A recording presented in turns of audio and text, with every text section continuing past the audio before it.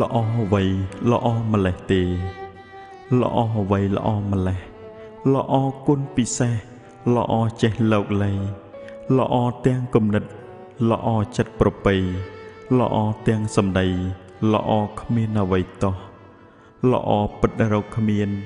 ល្អស្រីរាប់លានល្អគ្មានដូចសោះល្អចេះបីបងល្អថ្នាក់ថ្នមស្មោះល្អគ្រប់ទាំងអស់ល្អពិតម្ដាយខ្ញុំ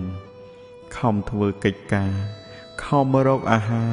រក្សាអប់រំចិត្តម្ដាយស្រទន់ដូចមេឃស្រទុំម្ដាយចង់រស់ជុំនឹងកូនប្រុសស្រីល្អអ្វីម្លេះទេល្អពិតលើសគេល្អធម៌វិន័យបើកូនបានបួសឈ្មោះល្អប្រពៃកូនខំលោកលៃជូនបនដល់ម៉ែកូនធ្លាប់សប្បាយ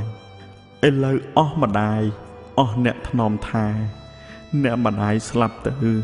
កូនទុកឥតលហាខានឃើញមុខម៉ែរៀងរហូតហើយ